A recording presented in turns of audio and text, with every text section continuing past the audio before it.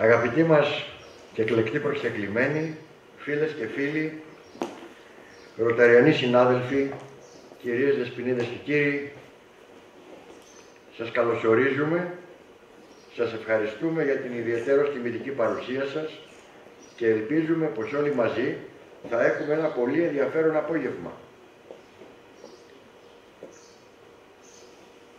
Πριν προχωρήσω, θα σας παρακαλούσα να βάλετε το κινητό σας τηλέφωνο στο αθόρυβο. Και να σας τονίσω ότι όπως όλες οι εκδηλώσεις του Ρωταριανού Ομίλου δεν στηρίζονται στην ποσότητα, αλλά στην ποιότητα. Του τέστην θα πούμε πράγματα τα οποία θα είναι σημαντικά σε ένα κοινό το οποίο έχει διαλέξει να ακούει σημαντικά πράγματα. Γι' αυτό διπλά σας ευχαριστώ για τη σημερινή σας παρουσία. Πρόσφατα, στο πλαίσιο των τακτικών εργασιών του ομίλου μας, προέκυψε μία συζήτηση σχετικά με την ήδη εγκατεστημένη παγκοσμιότητα και επομένως για την ανάγκη προστασίας, διαφυλάξεως, προβολής και αξιοποιήσεως της εθνικής ταυτότητας και ιδιαιτερότητας. Και τούτο εν μέσω των γνωστών σε όλους συνθηκών, δηλαδή σε περιβάλλον ταχύτατα μεταβαλλόμενο. Ο διάλογος οδήγησε στην αναζήτηση των στοιχείων που συναποτελούν την εθνική μας ταυτότητα. Τότε, ανάμεσα σε άλλα σπουδαία, ιστορία, παράδοση και τα υπόλοιπα, κυριάρχησε η άποψη της πολιτιστικής ή πολιτισμικής διαφορετικότητάς μας σε σχέση με τα υπόλοιπα έθνη και τους λαούς. Και το ερώτημα που ευλόγως ανεδύθη αμέσως ήταν πώς αυτή η πολιτιστική και πολιτισμική ιδιαιτερότητα ξεδιπλώνεται, πώς είτε ως ολότητα, είτε ως προς κάθε μεμονωμένο της στοιχείο μπορεί να αξιοποιηθεί.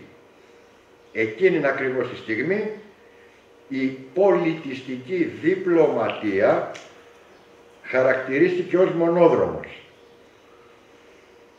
Μετά από τη σχετική μελέτη επί του θέματος, εξίσου μονόδρομη επιλογή, υπήρξε η πρόσκληση προς τον κατεξοχήν αρμόδιο για να οδηγήσει τη διερεύνησή μας, καθοδόν προς αυτήν την αλήθεια, τον εκλεκτό προσκεκλημένο μας και κεντρικό ομιλητή απόψε, τον δόκτορα Πέτρο Καψάσκη, τον οποίον επίσης θερμώς ευχαριστούμε για την αποδοχή της προσκλήσεως. Εκτός κειμένου, θέλω να σας τονίσω ότι το πόνημα του κυρίου Καψάσκη αποτελεί το απάνθισμα της ελληνικής συγγραφικής παραγωγής του συγκεκριμένου αντικείμενο. Πριν από αυτό υπήρξαν σημαντικά έργα, πλην όμως αποσπασματικά. Ο κύριος Καψάσκης έκανε τον κόπο να συγκεντρώσει όλη την πληροφορία σε ένα τεύχος, σε ένα τόμο και επιπλέον να προσθέσει αυτό το οποίο έλειπε εντελώς. Το πώς αυτά αξιοποιούνται. Διότι το να καταγράψεις κάτι είναι εύκολο. Το πώς θα το χρησιμοποιήσεις είναι το σημαντικό. Αυτό είναι που προσφέρει αυτό το συγκεκριμένο βιβλίο, το οποίο σας καλώ όποτε έχετε τη δυνατότητα να το χρησιμοποιήσετε κι εσείς. Είναι πολύ διαφωτιστικό και μάλιστα είναι πολύ εύκολο παρά τον όγκο του, είναι ογκώδες βιβλίο, παρά τον όγκο του, κομματιασμένο σε επιμέρους ενότητες, μπορεί να καλύψει κενά που δεν φαντάζεστε. Συνεχίζω λοιπόν. Κλείνει η παρένθεση. Εκκινώντας την εκδήλωση, σας καλώ να σκεφτούμε και να απαντήσουμε μερικές απλές απορίες και ερωτήματα. Ποια σχέση έχει η μεσογειακή διατροφή μας με τους μπότιδες της πρώτης Ανάστασης? Ή τι συνδέει τη λαϊκή μας άργυρο-χρυσοκοΐα με τα και μετά πασχαλινά μας έθιμα. Ή υπάρχει σχέση ανάμεσα στο ψάρεμα στον Ταϊάννη και τις αποκριάτικες παρελάσεις και τα καρναβάλια?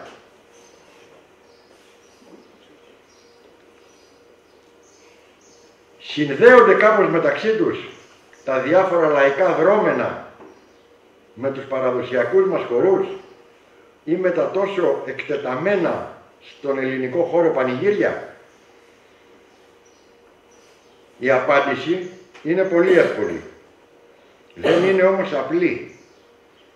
Όλα τους ανεξαιρέτως αντιλαμβάνεστε πως αποτελούν, στοιχειοθετούν, ορίζουν και καθορίζουν αυτό που ονομάζουμε εθνική πολιτιστική ταυτότητα. Είναι αυτά στα οποία συμμετέχουμε και αυτή είναι η δική μας ευθύνη. Όλες και όλοι συμμετέχουμε σε αυτά. Είτε αυτό το αντιλαμβανόμεθα, είτε όχι. Και βεβαίως είναι αυτά που η πολιτιστική διπλωματία με τρόπο οργανωμένο καλείται να συστηματοποιήσει και να αξιοποιήσει.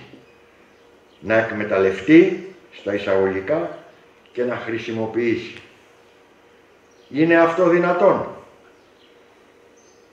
Υπάρχουν τρία πολύ ισχυρά παραδείγματα εφαρμογής πολιτιστικής διπλωματίας, τα οποία εμείς εδώ στην Πρέβεζα τα γνωρίζουμε πολύ καλά και δεν έχουμε διαισθανθεί αυτή τους τη διάσταση. Το φεστιβάλ της χοροδίας Αρμονία είναι η πιο ξεκάθαρη περίπτωση πολιτιστικής διπλωματίας.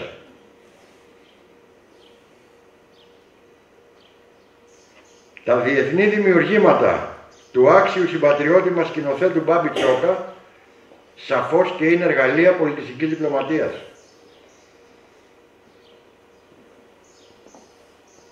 Ο τρόπος με τον οποίο υποδεχόμαστε τους αλλοδαπούς επισκέπτες μας είναι μια κλασική εφαρμογή πολιτιστικής διπλωματίας. Κλείνοντας, επειδή εγώ δεν είμαι ομιλητής, είμαι συντονιστής και παρουσιαστής, θα σας αναφέρω δύο φράσεις μόνο, όμως παρακαλώ να τις θυμάστε και τις δύο.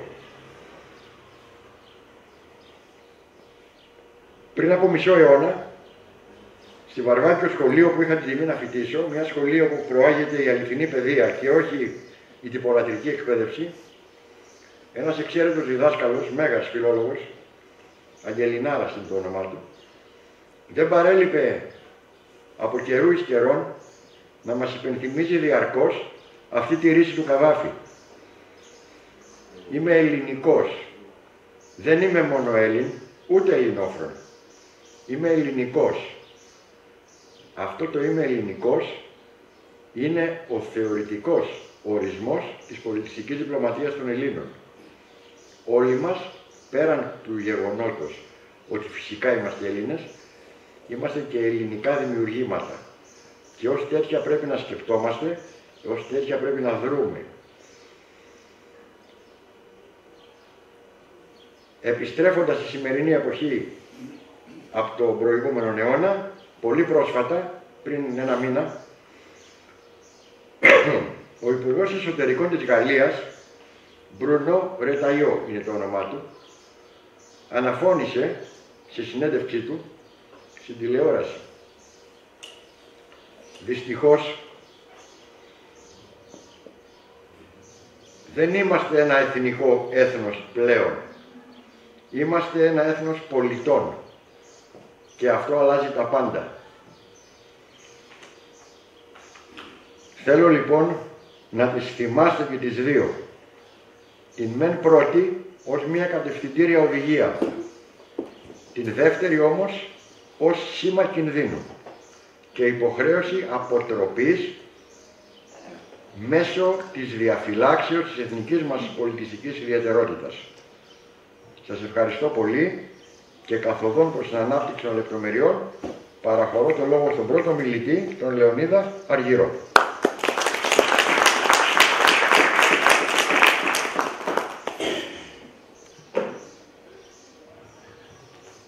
καλησπέρα.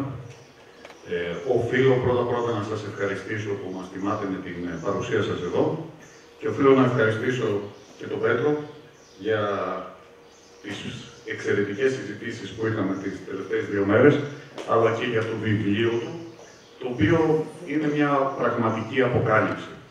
Με τρόπο άμεσο και κατανοητό φωτίζει την ουσία της πολιτιστικής διπλωματίας και το πιο σημαντικό μας κάνει να συνειδητοποιήσουμε ότι δεν είναι κάτι αφηρημένο, δεν είναι μια αποκλειστικότητα των κυβερνήσεων. Αντίθετα, αναδεικνύει πως κάθε μας αλληλεπίδραση, κάθε ανταλλαγή ιδεών και κάθε εκδήλωση του πολιτισμού μας, από την πιο μικρή έως την μέγιστη, αποτελεί ένα βήμα πολιτιστικής διπλωματίας.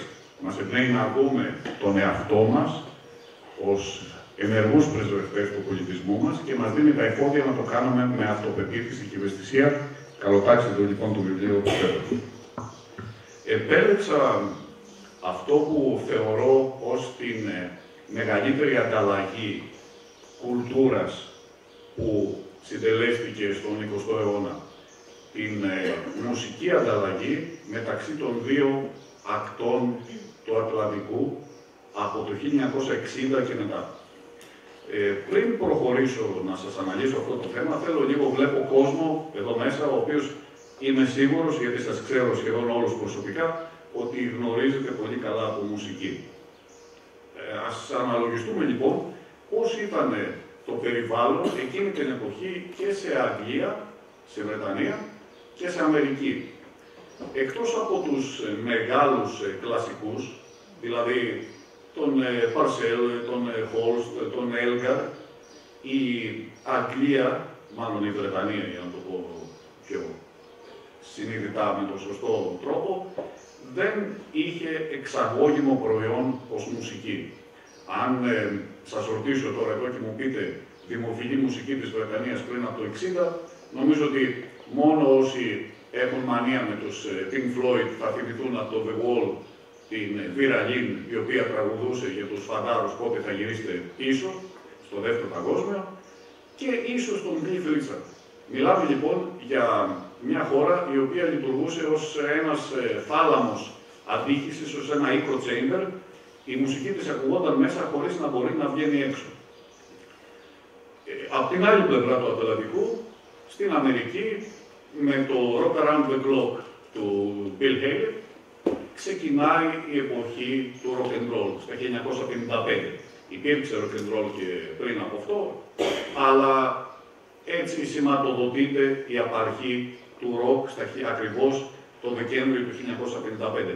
Όμως, πια στις αρχές της δεκαετίας του 60, το rock and roll έχει ξεφοριάσει μετά την έκρηξη των Elvis Presley, του Chuck Berry, του Little Richard και του Buddy Holly. Ίσως έφυγε βέβαια και το τραγικό δυστύχημα των 3 μεγάλων rock and roll καλλιτεχνών οι οποίοι σκοτώνονται σε αεροπορικό. Το rock and roll είχε γίνει πια ήπιο, είχε γίνει εμπορικό, πολλοί από τους πρωτοπόρους είχαν αποσυρθεί, είχαν αλλάξει στυλ. Υπήρξε μια έμφαση στη μουσική pop για εφήβους, με καλλιτέχνες οι οποίοι ήταν, θα χαρακτηρίσω ευγενικά τον τρόπο τον οποίο τραγουδούσαν ως γλυκανάλα, το ελπίζω να με συγχωρήσετε γι' αυτό. Υπήρχε βέβαια η soul και το R&B στην Motown, στο Detroit, αλλά ακόμα δεν μπορούσε να περάσει μπροστά στο ευρύ κοινό. Τι γίνεται λοιπόν? Η πολιτιστική ανταλλαγή, η οποία πυροδοτήθηκε από τα αμερικανικά blues στη Μεγάλη Βρετανία και η επακόλουθη βρετανική εισβολή στην Αμερική, άλλαξαν βαθιά και τα 2 έθνη, λειτουργώντας ως μια ισχυρή μορφή πολιτιστικής διπλωματίας.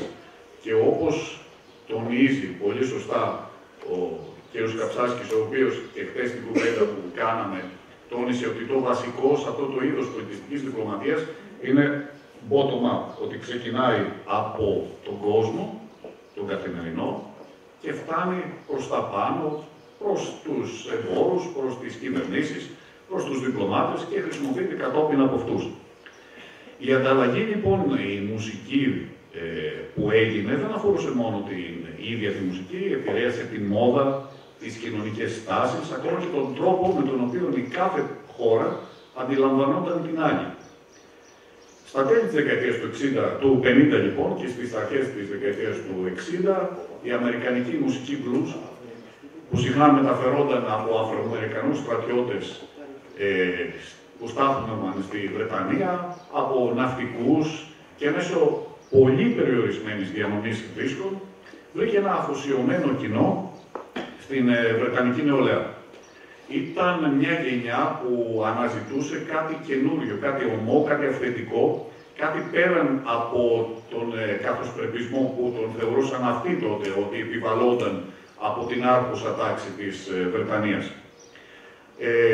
Μια απομάκρυνση λοιπόν από την παραδοσιακή pop μουσική της εποχής. Καλλιτέχνες όπως ο Muddy Waters, ο Howlin' Wolf, ο B.B. King έγιναν ήρωες για τους νεαρούς Βρετανούς και αυτό δεν ήταν μια απλή μίμηση, αλλά ήταν μια περαιτέρω ανάπτυξη. Η βρετανική μουσική, νομίζω ότι όλοι όσοι έχουμε ασχοληθεί με το rock γνωρίζουμε τον John Mayall και τους Blues Breakers.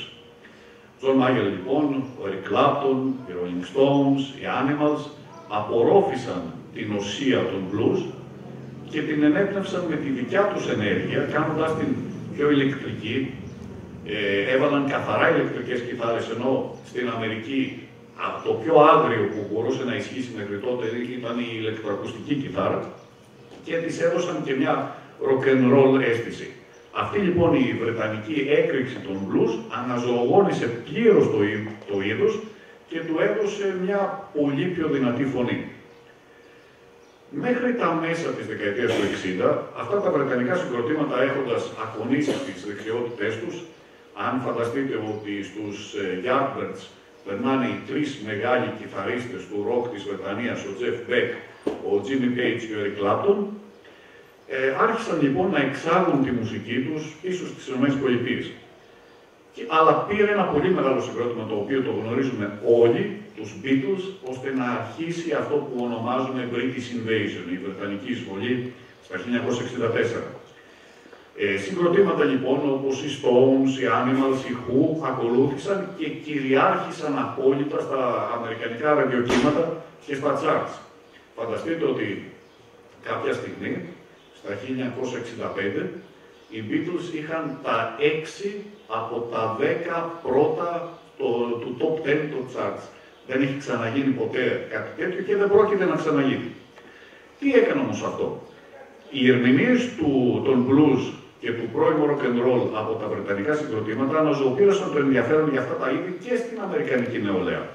Επίσης, όθησε τους Αμερικανούς καλλιτέχνες να καινοτομήσουν και να εξελιχθούν, οδηγώντας σε νέους ήχους και υποείδη όπως το folk rock που ήταν καθαρά αμερικάνικο και το ψυχεδελικό rock που πάλι ήταν καθαρά αμερικάνικο.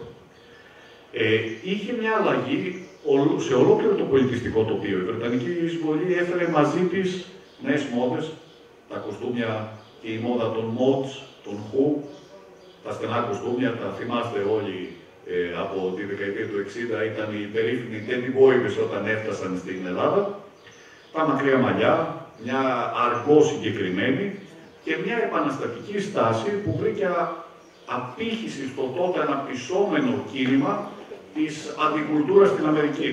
Αμφισβήτησε το status quo και συνέβαλε σε μια αίσθηση κοινωνικής αλλαγής. Η επιτυχία των βρετανικών συγκροτημάτων κατέδειξε ότι και μη Αμερικανοί καλλιτέχνες μπορούσαν να επιτύχουν ευρεία επιτυχία στις ΗΠΑ, ανοίγοντας το δρόμο έτσι για τεράστιες επιτυχίες από διεθνείς καλλιτέχνες. Αν δεν είχε γίνει η Βρετανική εισβολή, δεν θα υπήρχαν οι AC/DC που ήρθαν από την Αυστραλία, δεν θα υπήρχαν πολλοί Καναδοί, αν και οι Καναδοί ήταν ένα υποείδος αμερικανικής μουσικής. Η Βρετανική εισβολή λοιπόν άλλαξε τη δυναμική της παγκόσμιας μουσικής βιομηχανίας, αναδεικνύοντας τις δυνατότητες για διεθνή ανταλλαγή και συνεργασία. Οι αμερικανικές εταιρείες έδωσαν πολύ μεγαλύτερη προσοχή εφ' εξής σε ταλέντα του εξωτερικού και τα κυκλώματα, οι οργανωτές των περιοδιών επεκτάθηκαν παγκοσμίως. Η μουσική λοιπόν, όπως θα μας πει και η επόμενη εκλεκτή ομιλήτρια, υπερβαίνει τα γλωσσικά εμπόδια και τις πολιτιστικές διαφορές. Η κοινή αγάπη για τα blues και το rock and roll δημιούργησε μια σύνδεση μεταξύ της νεολαίας των δύο εθνών, ενισχύοντας την κατανόηση και την αμοιβαία εκτίμηση. Από τι κέρδισαν οι Βρετανοί? Η Βρετανική εισβολή ανέδειξε την βρετανική δημιουργικότητα και το ταλέντο σε παγκόσμιο επίπεδο, ενισχύοντας την πολιτιστική θέση της Βρετανίας κατά πολύ μεγάλο βαθμό. Ταυτόχρονα υπενθύμησε στους ίδιους τους Αμερικανούς τις δικές τους μουσικές ρίζες, τη δικιά τους μουσική κληρονομιά, αλλά παίρνοντάς την από ένα νέο πρίσμα. Συμπερασματικά λοιπόν, το ταξίδι των Αμερικανικών blues στη Μεγάλη Βρετανία και το ταξίδι επιστροφής από την άλλη όχθη του Ατλαντικού ξανά στην Αμερική αντιπροσωπεύουν ένα συναρπαστικό παράδειγμα πολιτιστικής ανταλλαγής που διαμορφώνει εθνικές ταυτότητες και διεθνείς σχέσεις. Αυτός ο μουσικός διάλογος όχι μόνο άλλαξε βαθύτατα τη μουσική βιομηχανία, αλλά έπαιξε επίσης σημαντικό ρόλο στην προώθηση πολιτιστικής κατανόησης και σύνδεσης μεταξύ των ΗΠΑ και της Μεγάλης Βρετανίας. Η θεματολογία της μουσικής άλλαξε πλήρως. Πριν από την εισβολή, οι στίχοι περιστρέφονταν γύρω από συμβατικά θέματα ιδεαλιστικού ρομαντισμού, θα μπορούσα να πω, το Puppy Love, το Venus, το Frankie Avalon, εφηβικού μελοδράματος, αν και αυτό είχε, όπως το Leader of the Pack, είχε μερικές μορφές επανάστασης. Πριν την εισβολή, το rock and roll είχε μεν τις ρίζες του στα blues και την R&B, αλλά είχε γίνει εντελώς φιλτραρισμένο και μαλακωμένο πια από τις εταιρείες. Μετά, συγκροτήματα όπως οι Stones και Animals έφεραν άμεσα λυρικά θέματα των blues, τις δυσκολίες, την προδοσία, τα ομά συναισθήματα σε ένα ευρύτερο κοινό. Αν φανταστείτε ότι υπάρχει μια γραμμή στο Mississippi, από αυτή τη γραμμή και πάνω, τα blues του Νότου δεν ανέβαιναν, δεν είχε ξεπεραστεί ποτέ αυτή η γραμμή, παρά μόνο από τους ειδικούς. Δεν μιλάμε πια για τους ειδικούς, μιλάμε για τον κόσμο, το ευρύ κοινό. Για πρώτη φορά λοιπόν έφτασε στη Νέα Υόρκη, στο Νιου Τζέρσι, στην Καλιφόρνια, έφτασαν τα νέγρικα blues με επεξεργασμένο τρόπο και με πιο εύπεπτο τρόπο, αλλά όθησε τον κόσμο να τα γνωρίσει καλύτερα. Μπορούμε να συγκρίνουμε εφηβικές τραγικές αφηγήσεις όπως το Leader of the Pack, τον Shangri-La, με πολύ πιο επαναστατικές αυτοεκφράσεις όπως είναι το My Generation των Who. Και τα δύο ασχολούνται με την νεολαία, αλλά το My Generation έχει ενέργεια και γενολογική δήλωση που απουσιάζει εντελώς από το Leader of the Pack. Απλός ρομαντισμός υπήρχε από την Αμερική προ της Βρετανικής εισβολής. Ας σκεφτούμε το Put Your Head on My Shoulder του Paul Anka και ας δούμε πόσο πιο σύνθετα ήταν τα τραγούδια των Kings με το You Really Got Me. Μια επιθετική αιχμή που είχαν αυτά τα τραγούδια.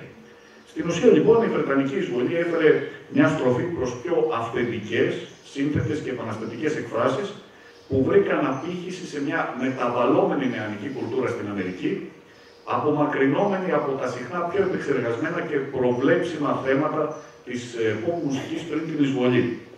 Αυτό που πρέπει να δούμε... και κάτι άλλο πάρα πολύ σημαντικό.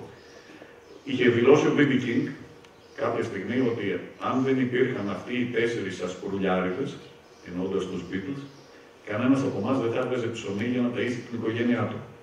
Οπότε, έχω γράψει πολλά, δεν θα τα αναφέρω όλα γιατί νομίζω ότι θα σας κουράσω. Και φέρνει λοιπόν η Βρετανική εισβολή θέματα νεανικής επανάστασης, δυσαρέσκειας. Το I Can Get No Satisfaction των Rolling Stones είναι ίσως η πιο εκδηλωτική μορφή αυτής της επανάστασης. Αμφίσιμων σχέσεων, το συλλόφιο των Beatles, όταν πρωτοακούστηκε στην Αμερική, ήταν κάτι το εντελώς πρωτόγνωρο, μια καινοτομία. Έφερε μπαλάντες, έφερε θέματα ενδοσκόπησης, αποξένωσης, πάλι με τους Beatles συνεχίζω, με τον Nowhere Man, έφερε θέματα αφηρημένα και ψυχιδελικές έννοιες όπως με το Strawberry Fields Forever και γενικά άλλαξε όλο το μουσικό τοπίο. Ήταν η Βρετανική εισβολή μέσω αλλαγής και μέσω που επηρέασε το κίνημα για τα πολιτικά δικαιώματα. Ήταν. 2 λεπτά. Ως μέρος μιας ευρύτερης πολιτιστικής αλλαγής και μιας ανόδου της βρετανικής κουλτούρας τόσο στη Βρετανία όσο και στην Αμερική, αυτό το επαναστατικό πνεύμα και αμφισβήτηση των καθιερωμένων κανόνων βρήκαν απήχηση στο κίνημα για τα πολιτικά δικαιώματα. Είναι σημαντικό να σημειωθεί ότι η Βρετανική εισβολή δεν ήταν άμεσος καταλύτης ή κινητήρια δύναμη πίσω από το κίνημα για τα πολιτικά δικαιώματα, το οποίο είχε τη δικιά του ισχυρή δυναμική που οριζονόταν ήδη σε δεκαετίες αγώνα από τους Αφροαμερικανούς. Όμως, οι πολιτιστικές αλλαγές που επέφερε η Βρετανική εισβολή έφερε ένα ευρύτερο κοινωνικό, άλλαξε ευρύτατα το κοινωνικό και πολιτιστικό τοπίο, στο οποίο εκτυλίχθηκε το κίνημα για τα πολιτικά δικαιώματα. Βλέπουμε λοιπόν μια καθαρή μορφή πολιτιστικής διπλωματίας, η οποία ξεκίνησε από το λαό, ξεκίνησε από τον καθημερινό άνθρωπο, ξεκίνησε από τους καλλιτέχνες που ήθελαν είτε να κάνουν κάτι καινούριο, είτε από τους ακροατές που ήθελαν να ακούσουν κάτι καινούριο, και φτάσαμε σε μια κοσμογονική αλλαγή και στις δύο πλευρές του Ατλαντικού. Εντελώς διαφορετική, και αξίζει να την ψάξετε, είναι η δημόσια διπλωματία που είχαν οι Αμερικανοί χρησιμοποιώντας την pop και τη rock μουσική για να μπορέσουν να μεταδώσουν τις ιδέες τους πέραν του σιδηρού παραπετάσματος. Μέσω της Voice of America, μέσω άλλων τρόπων. Αυτό όμως, όπως μου τόνισε και πολύ εύγλωτα ο Πέτρος, δεν αποτελεί πολιτιστική διπλωματία, όπως θα μας αναλύσει. Αποτελεί πραγματικά είτε κρατική διπλωματία, είτε δημόσια διπλωματία. Πέτρο, διόρθωσέ με αν κάνω λάθος. Αυτά λοιπόν, ήθελα να αναφέρω ένα γεγονός το οποίο για μένα ήταν το πλέον έντονο από πλευράς πολιτιστικής ανταλλαγής και πολιτιστικής διπλωματίας, το οποίο άλλαξε τη ζωή μας. Φανταστείτε ότι από το 60 και μετά η μουσική που ακούμε είναι εντελώς διαφορετική από τη μουσική που ακούγαμε προηγουμένως. Νομίζω ότι σας κούρασα αρκετά και με αυτό θα παραδώσω το μικρόφωνο στην κυρία Βραχιώτη.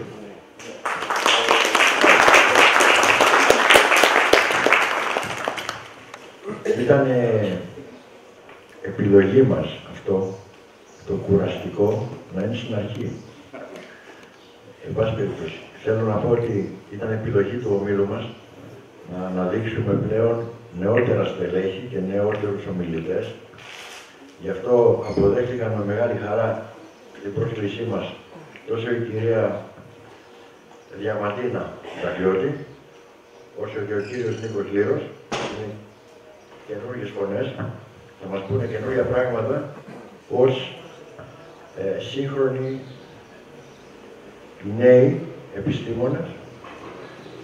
Η κυρία Διαματίνα Βραχιώτη είναι χειρουργός, είναι συνθέτης και πιανίστα, αναγνωρισμένη και καταξιωμένη. Πρέπει να σας τη γνωρίσουμε. Είναι πτυχιούχος όλων των ανωτέρων θεωρητικών. Είναι διπλωματούχος πιάνου και σύνθεσης από το Οδείο Αθηνών, με άριστα, πανψηφί και πρώτο βραβείο. Είναι τελειόφοιτη στο τμήμα σύνθεσης του Τμήματος Μουσικών Σπουδών του Ιωνίου Πανεπιστημίου. Έχει φοιτεύσει δίπλα σε καταξιωμένους δημιουργούς, τον Χρήστο Αναστασίου, τον Ιωσήφ Παπαδάτο και τον Παναγιώτη Λιαρόπουλο, ενώ με επενετικά λόγια έχουν αναφερθεί στο έργο της ο Χρήστος, ο Αλέν Λουγιέρ, ο Μισελ Ντένχοφ και ο Τζορτζ Τσοντάκη, που είναι αναγνωρισμένοι ακαδημαϊκοί συνθέτες. Έχει συνθέσει έργα για σόλο πιάνο, έργα μουσικής δωματίου, κουαρτέτα εγχώργων, κουιντέτα για πνευστά, πιάνο και κολουστά, κύκλους τραγουδιών, χοροδιακά έργα, συμφωνική εικόνα για μεγάλη ορχή στρατιβαρίτονο, πολύ σπουδαίο, μουσική μπαλέτου, καθώς και μουσική για αρχαίο και σύγχρονο θέατρο. Φυσικά ασχολείται με ηλεκτροακουστική, ηλεκτρονική μουσική, sound design και μουσική επένδυση εικόνας. Με δικά της πολύτεχνα πρωτότυπα έργα, συμμετέχει στον θεσμό «Όλη η Ελλάδα ένας πολιτισμός». Έχει βραβευτεί για αρκετά έργα δικά της, όπως το βραβείο διαγωνισμού σύνθεσης ηλεκτροακουστικής Μιχάλης Αδάμης 2024 στην εναλλακτική σκηνή της Εθνικής Λυρικής Σκηνής για το έργο της «Δι Μάνες», αν το λέω σωστά. Πρώτο βραβείο δημιουργικότητας 2023 για το ακουστικό της έργο «Λάψιους». Δεύτερο βραβείο πρωτότυπης μουσικής σύνθεσης 2023 στο Διεθνή Διαγωνισμό Σύνθεσης Γέφυρες Άννη Μέγκαρον του Μεγάρου Μουσικής Αθηνών. Είναι καλλιτεχνική διευθύντρια του Δημοτικού Οδείου Πρέβεζας, καθηγήτρια ανωτέρων θεωρητικών και μετά από όλα αυτά βεβαίως εννοείται ότι είναι μέλος της Ενώσεως Ελλήνων Μουσουργών. Σήμερα η Διαμαντίνα θα μας μιλήσει για την μουσική σαν οικουμενική γλώσσα και σαν φορέα διαπολιτισμικής επικοινωνίας.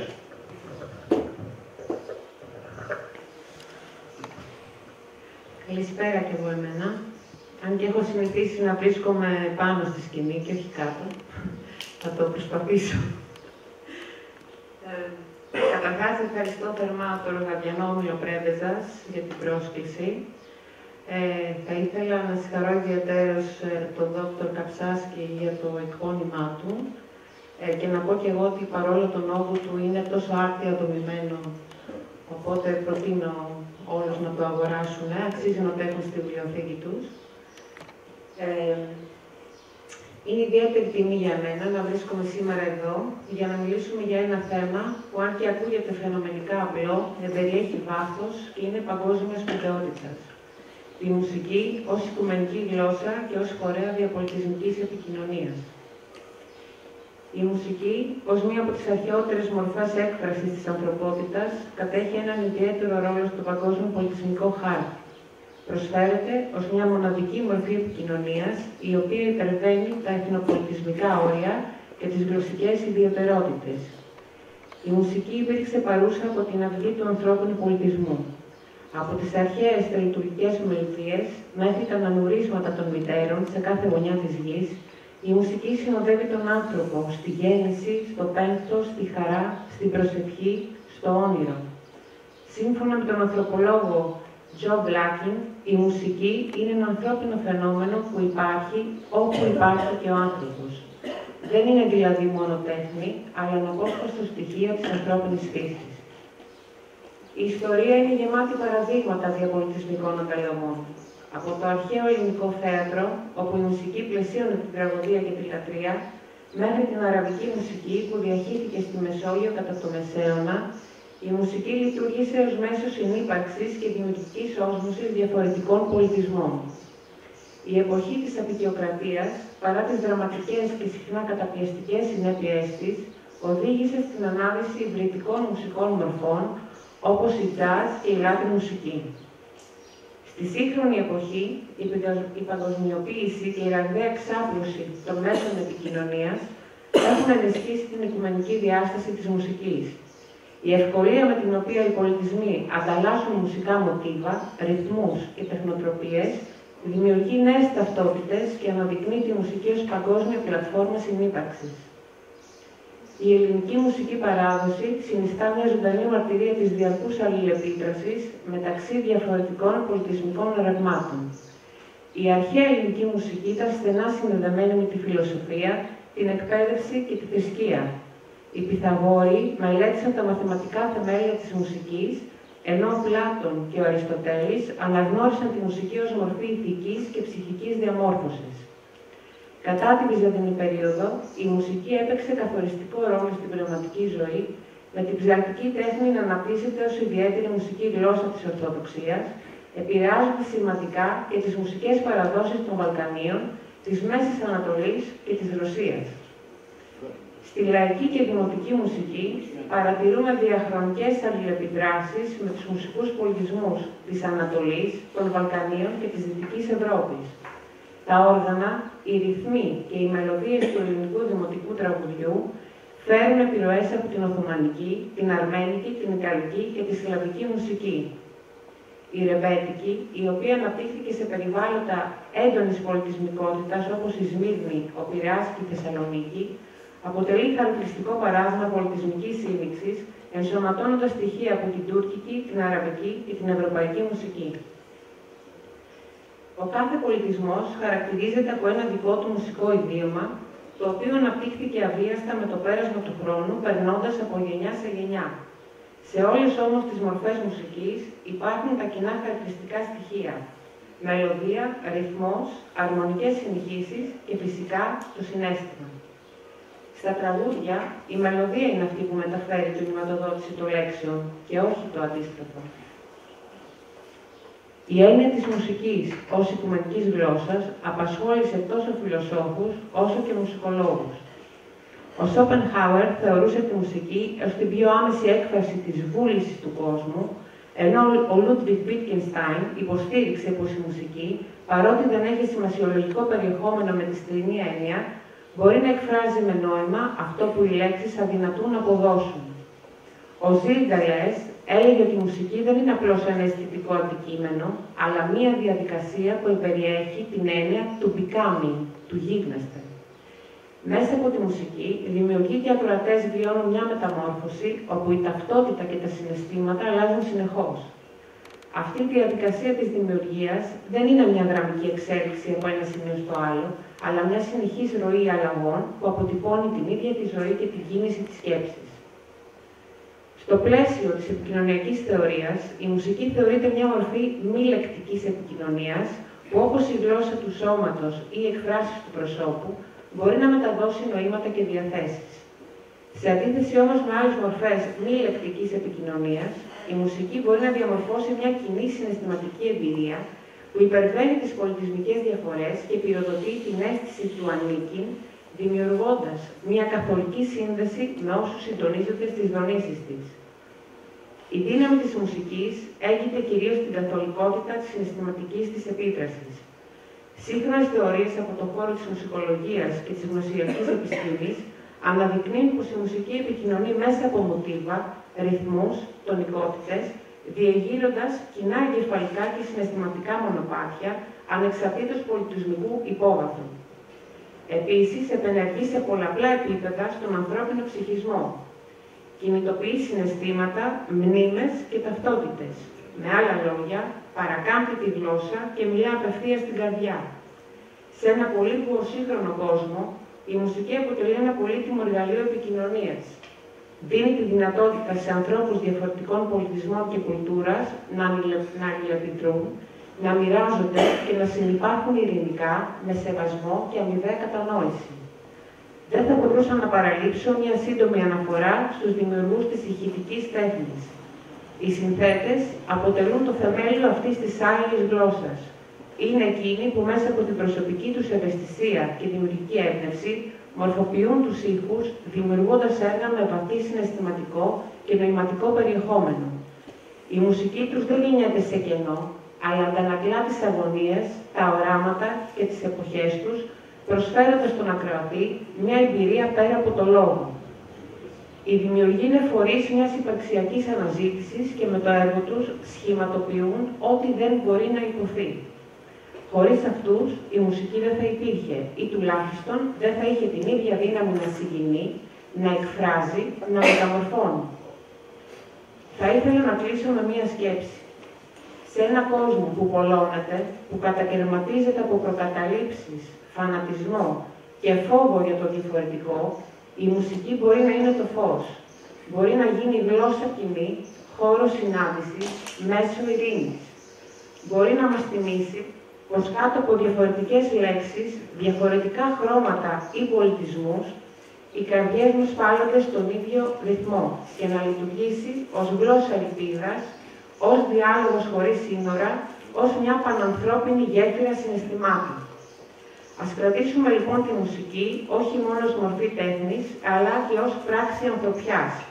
Γιατί τελικά, εκεί που οι λέξεις τελειώνουν, η μουσική αρχίζει. Σας ευχαριστώ πολύ.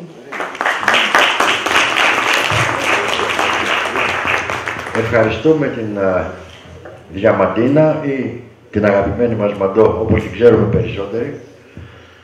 Και το λόγο τώρα θα έχει ένας πολίτης της Ιεράς Πόλεως του Μεσολογγίου. Ο κύριος Νικόλαος Λύρος είναι γεννημένος και μεγαλωμένος στο Μεσολόγγι. Έχει αποφοιτήσει από την Τουριστική Σχολή Λεμών στην Αθήνα και η ειδικότητά του είναι τεχνικός ζαχαροπλάστης. Εργάζεται μετά από μια καριέρα στις ξενοδοχειακές επιχειρήσεις. Εργάζεται πλέον στην οικογενειακή επιχείρηση, η οποία υπάρχει στο Μεσολόγγι από το 2002. Είναι διάσημο ζαχαροπλαστείο Λύρος στο Μεσολόγγι. Παρ' όλα αυτά δεν είναι εδώ να μας πει για αυτή την τέχνη, παρόλο που και αυτό είναι ένα πολιτιστικό στοιχείο. Έχει μια άλλη ποιότητα. Από το 2019 έχει επιδοθεί μανιωδώς στη συλλογή κοιμηλίων, μέρος των οποίων έχει παρουσιάσει μάλιστα και στο Μεσολόγγι αλλά και εδώ στην Πρέβεζα. Δις στην Πρέβεζα. Λοιπόν, καλό είναι να ακούσουμε την άποψή του, η οποία νομίζω είναι ιδιαίτερα προκλητική, πάνω στο κομμάτι που λέγεται η συμβολή της φιλελληνικής τέχνης στον απελευθερωτικό αγώνα. Ο κύριος Λύρος έχει το λόγο. Ευχαριστώ. Καλησπέρα. Θα ήθελα με τη σειρά μου να ευχαριστήσω τον Ρετερανό Όμιλο Πρεβέζης για την δημιουργική πρόσκληση να παραστώ στη σημερινή εισπερίδα. Στο επίκεντρο της εκδήλωσης ασφαλώς βρίσκεται το εξαίρετο πόνημα του Δόκτωρα Πέτρου Καψάσκη με τίτλο «Η τέχνη της πολιτιστικής διπλωματίας». Ένα βιβλίο που διανοίγει ατραπούς στην τέχνη της διπλωματίας, δίνοντας τις πολλαπλές προοπτικές στην άσκηση εξωτερικής πολιτικής. Προσωπικά, κλήθηκα να καταθέσω την εμπειρία μου ως συλλέκτης ιστορικών Ελλήνων τέχνης, χρονολογούμενο τον 18ο αιώνα και εντεύθεν, με αναφορά στην Ελληνική Επανάσταση και τον φιλελληνισμό. Η σημασία των έργων βρίσκεται στο γεγονός ότι προσδιορίζουν την σχέση του ελληνικού πολιτισμού με την ιστορία της Ευρώπης, της οποίας αφετηρία υπήρξε ο αρχαίος ελληνικός πολιτισμός. Τα φιλελληνικά τέκνεργα και καλλιτεχνήματα, των οποίων η αισθητική αξία, η θεματολογία και η χρηστικότητα διασταυρώνται κατά τρόπο μοναδικό, αποτελούν εξαίσια δείγματα ενός κόσμου που επηρεάζεται από το μήνυμα της Επανάστασης των Ελλήνων. Προεπαναστατικά, διαπνεόμενοι από την κλασική τους παιδεία οι Ευρωπαίοι, ταξιδεύουν στον ελλαδικό χώρο, θαυμάζουν από κοντά και καταγράφουν τις αρχαιότητες. Εκδίδουν περιηγητικά βιβλία με σχέδια των μνημείων αλλά και χάρτες, συμβάλλοντας έτσι στη διάδοση του αρχαιολογικού πνεύματος και της διαχρονικότητας της Ελλάδος. Με την εμφάνιση του κινήματος του ρομαντισμού, στο επίκεντρο της προσοχής έρχεται σταδιακά ο απλός καθημερινός Έλληνας άνθρωπος, με όλο το συναισθηματικό πλούτο που χαρακτηρίζει την ύπαρξή του. Την περίπλοκη κοινωνική διάσταση της ζωής του, τις συνήθειες, τις παραδόσεις του, τις κοινές αντιλήψεις και διδασκαλίες, τα ήθη και τα ιδανικά του. Τούτη μεταβολή, η οποία αποτυπώνεται και στα κείμενα των περιηγητών, ήταν λογικό να καλλιεργήσει στην Ευρώπη ένα πνεύμα συμπάθειας και αλληλεγγύης προς τους Έλληνες, που τελούσαν υπό το ζυγό των αλόφρισκων βαρβάρων Οθωμανών. Κατά συνέπεια, με το ξέσπασμα της Ελληνικής Επανάστασης και τον αγώνα για ελευθερία, οι Έλληνες αγωνιστές φαντάζουν στα μάτια των Δυτικών ως άλλοι αρχαίοι ήρωες. Όπως έγραψε το 1824 ο Γάλλος συγγραφέας Ογκουστίν Ζάλ σε μια κριτική του Σαλών, ο ρομαντισμός ξεχυλίζει παντού μέσα στην κοινωνία. Και καθώς η ζωγραφική εκφράζει ακριβώς την κοινωνία, η ζωγραφική γίνεται ρομαντική. Αυτό δεν με ενοχλεί, όσο μάλλον που βαρέθηκα τους αρχαίους. Εκείνοι που με ενδιαφέρουν είναι οι σύγχρονοι Έλληνες. Ο Έκτορ, ο Αχιλλές, ο Αγαμέμνων, με κουράζουν με την υπερτολιότητά τους. Γιώργος, Οδυσσέας, Κολοκοτρώνης, Γεωργάκης, να τα ονόματα που σήμερα μιλούν στην καρδιά μου. Αρκετά θρήνησα τα αιώνια πάθη της αιώνιας τρίας. Ψαρά, τα τελευταία σου δεινοπαθήματα αναστατώνουν την ψυχή μου. Τι σημασία έχουν για μένα οι στρατιώτες του βασιλιά Πριάμου, αυτοί που με ενθουσιάζουν οι κλέφτες και αρματολοί. Σ' αφήνω λοιπόν αρχαία Ελλάδα, που για σένα χύθηκε τόσο αίμα και που στήχησε στους ποιητές μας τόσο μελάνι και στους ζωγράφους μας τόσα χρώματα. Χαίρε λοιπόν, εσύ Ελλάδα νέα και περήφανη, που ξεκροβάλεις από τα ερείτια φωνάζοντας πατρίδα και ελευθεριά. Το παραπάνω απόσπασμα μοιάζει να επιβεβαιώνει την άποψη του Πέτρου Καψάσκη ότι η τέχνη αποτυπώνει το πνεύμα και τα συναισθήματα ενός λαού, δημιουργεί αφήγημα, εγκαθιδρύει συμπάθειες, προωθεί την αλληλεγγύη. Τελικά, φαίνεται να εμφορείται από μια δύναμη ικανή να μεταπλάσει τον κόσμο. Ας σκεφτούμε μόνο την τροπή που πήρε το ελληνικό ζήτημα τις κρίσιμες στιγμές της Επανάστασης, όταν μετά τη σφαγή του άμαχου πληθυσμού στην Τρίπολη, ο ξένος τύπος έγραψε για αυθόρμητη λαϊκή οργή καταπιεσμένων Ελλήνων. Ομοίως, η σφαγή χιλιάδων Ελλήνων στοιχείων και το δουλεμπόριο των επιζώντων σώπερε την ευρωπαϊκή κοινή γνώμη και ενδυνάμωσε το φιλοελληνικό κίνημα, με πάνω από 1.000 Ευρωπαίους να ενισχύουν με αυτοθυσία της τάξης των επαναστατών, αγωνιζόμενοι δίπλα τους για την απελευθέρωση της Ελλάδος. Όλοι γνωρίζουμε τον εμβληματικό πίνακα του Ντελακρουά, η σφαγή της Χίου. Πράγματι, τα φιλελληνικά έργα του Ντελακρουά, του Ντελανσάκ, του Λιβαρίνη, τα ποίηματα του Λόρδου Βίρονα, του Μίλερ, όπως και τα δημιουργήματα δεκάδων άλλων καλλιτεχνών, καθήλωναν υπέρ των Ελλήνων το κοινό, με τη διαπρίσια θεματολογία, τον ανθρωπισμό και τον ανεξάντλητο συμβολισμό τους. Μεταξύ αυτών, ανακαλύπτουμε χρηστικά και διακοσμητικά αντικείμενα του υλικού βίου, όπως ρολόγια, πιάτα και άλλες πορσελάνες, ενδύματα, κοσμήματα, βεντάλιες, με θέματα από την καθημερινή ζωή των Ελλήνων και σκηνές από μάχες. Προϊόντα και παραγωγές που διακοσμούσαν τα ευρωπαϊκά σπίτια και ενσωματώνονταν σταδιακά στον υλικό πολιτισμό των Ευρωπαίων. Δεν πρέπει μάλιστα να ξεχνάμε ότι από την αγοροπολισία και έκθεση έργων τέχνης συγκεντρώνονταν χρήματα με σκοπό να υποστηριχθεί το απελευθερωτικό κίνημα των Ελλήνων, με τρόφιμα, πολεμοφόδια, αλλά και το πιο σημαντικό, να αγοραστούν τα γυναικόπαιδα από τα σκλαβοπάζαρα. Ακόμα και σε εκείνες τις δύσκολες εποχές για τους Έλληνες επαναστάτες, όταν ο αγώνας τους υπομονευόταν από εμφύλιες έρηδες όπως το 24 και το φιλελληνικό πνεύμα έμοιαζε να ατομεί εξαιτίας της απογοήτευσης, δεν λησμονούμε ότι ήταν ο θάνατος του Λόρδου Βίρονα στο Μεσολόγγι, που λειτουργήσε ως τριαλίδα για την αναθέρμανση του ενδιαφέροντος της ευρωπαϊκής κοινής γνώμης για τον απελευθερωτικό αγώνα των Ελλήνων. Θα άξιζε επίσης να αναφερθούμε και στην καταλυτική συμβολή του Ελβετού γιατρού Μάγερ, που ερχόμενος στο Μεσολόγγι εξέδωσε με τη βοήθεια συνδρομητών την πρώτη εφημερίδα με τίτλο «Τα ελληνικά χρονικά» από το 1824 έως το 1826, πετυχαίνοντας έτσι να διαδώσει τα νέα της Επανάστασης και να εξασφαλίσει την υποστήριξη της παγκόσμιας κοινότητας. Όλες αυτές οι κινήσεις και πολλές άλλες ακόμη θα οδηγήσουν τον Μέτερνιχ, ιδίως μετά την ηρωική έξοδο του Μεσολογγίου, να δηλώσει στον Σουλτάνο: «Δεν θα μπορούμε να σας βοηθήσουμε στο μέλλον. Δυστυχώς, μεσολάβησε το Μεσολόγγι». Η περίπτωση του Μεσολογγίου αναδεικνύεται σε ένα σημείο αναφοράς και αυτοθυσίας με πλούσιο συμβολισμό. Η απόφαση των Ιλιών Φερρυπίν, παρά τις ελκυστικές προτάσεις των Οθωμανών, να μην παραδοθούν και να συνεχίσουν τον αγώνα, η οχύρωσή του στο κάστρο και ο αγώνας με Χρυσεσχάτων, το γεγονός ότι προτίμησαν να τραφούν με ακάθαρτα ζώα και μέλη νεκρών ανθρώπων, παρά να προδώσουν τον αγώνα τους για ελευθερία, όλα αυτά ενσάρκωναν άρτια τις ιδέες και τα ιδανικά του ρομαντικού κινήματος. Εμπνεόμενος από την εμβληματική θυσία των αγωνιστών, ο Ντελακρουά, για παράδειγμα, θα δημιουργήσει το πασίγνωστο πίνακα «Η Ελλάδα στα ερείτια του Μεσολογγίου».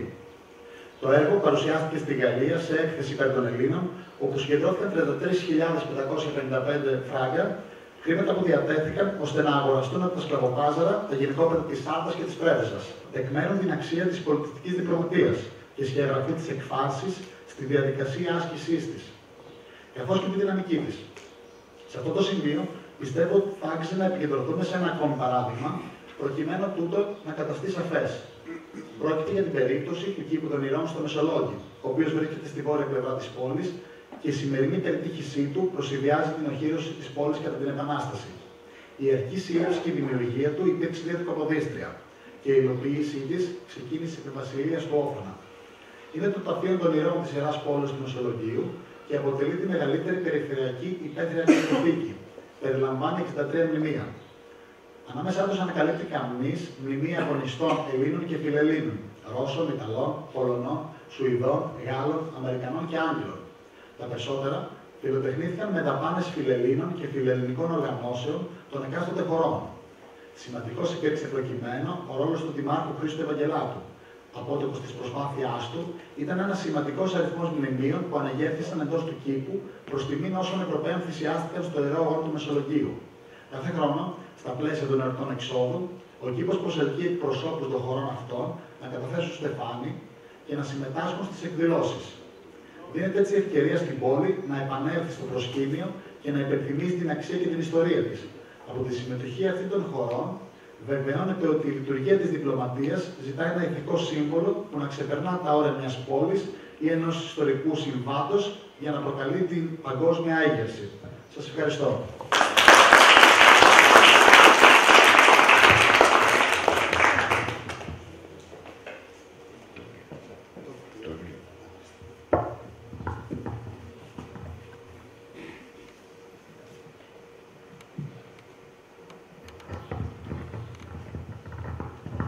Ο Πέτρος Καψάσκης είναι πρόεδρος του Ελληνικού Ινστιτούτου Πολιτιστικής Διπλωματίας. Γεννήθηκε στην Αθήνα καταγόμενος από τη Ζάκυνθο, όπου η οικογένειά του είχε εγκατασταθεί στο νησί περί το 1534. Φοίτησε στο Ιταλικό Γυμνάσιο της Ρώμης Βιτόριο Αλφιέρι και συνέχισε το Λύκειο στο διεθνούς φήμης Ιταλικό Σχολείο Μαρία Μοντεσόρι. Κατόπιν εισήχθη στο Πάντιο Πανεπιστήμιο, σπουδάζοντας πολιτική επιστήμη και ιστορία, ενώ παράλληλα πραγματοποίησε την πρακτική του στο Υπουργείο Εξωτερικών και τη Διπλωματική Ακαδημία. Αφού ολοκλήρωσε τη στρατιωτική του θητεία, μετεκπαιδεύτηκε στο Λονδίνο, στο τμήμα Γεωπολιτικής και Ασφάλειας, στο Royal Holloway University of London και εργάστηκε στο Ευρωκοινοβούλιο. Το Φεβρουάριο του 2017 ίδρυσε το Ελληνικό Ινστιτούτο Πολιτιστικής Διπλωματίας με έδρα την Αθήνα. Το Δεκέμβριο του 2018 ίδρυσε τον θεσμό των Soft Power Awards, που παρουσιάστηκε στην Παλαιά Βουλή των Ελλήνων. Συμμετείχε με δικό του πόνημα στο συλλογικό τόμο για την πολιτιστική διπλωματία που εκδόθηκε το 2020 με πρωτοβουλία του Ιδρύματος Χρήσπη. Το 2024 αναγορεύτηκε διδάκτορας πολιτιστικής διπλωματίας με βαθμό άριστα. Ομιλεί Ιταλικά, Αγγλικά και Γαλλικά, έχει εργαστεί ως μεταφραστής, αρθογράφος, σύμβουλος και επιστημονικός συνεργάτης σε εταιρείες, πολιτιστικούς οργανισμούς και ερευνητικά Ινστιτούτα. Αγαπητέ Πέτρο, floor is yours.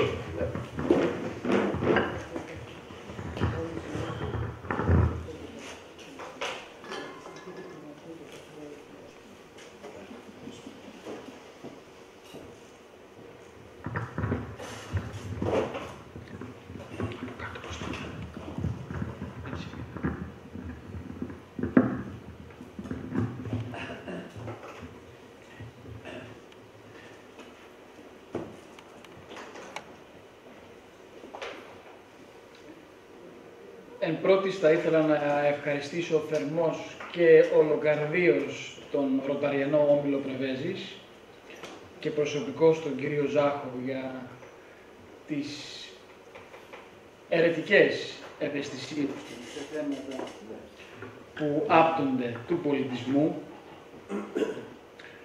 και βεβαίως για τα σαδομαζοχιστικά ψυχικά του χαρακτηριστικά να θέλει να μιλάμε σήμερα εδώ για πολιτιστική διπλωματία. Βεβαίως θέλω να ευχαριστήσω και τον Αντιδήμαρχο Τουρισμού που μας κάνει την τιμή να είναι σήμερα εδώ μαζί μας, καθώς και τους δύο νεαρούς φερέλπιδες ομιλητές. Θα ήθελα σας παρακαλώ ένα χειροκρότημα και για τους τέσσερις.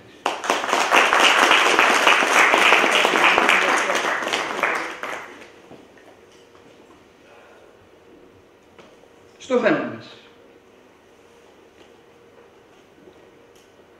Όταν σήμερα μιλάμε για πολιτισμό, μάλλον εννοούμε το αχαλήνοτο γλεντοκόπι.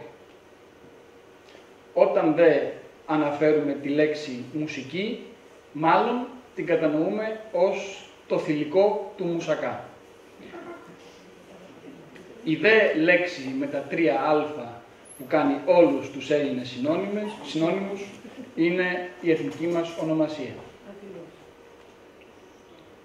Σήμερα εδώ ήρθα να σας μιλήσω για την πολιτιστική διπλωματία, η οποία επιθυμεί να μας βγάλει από αυτήν τη στενοπό.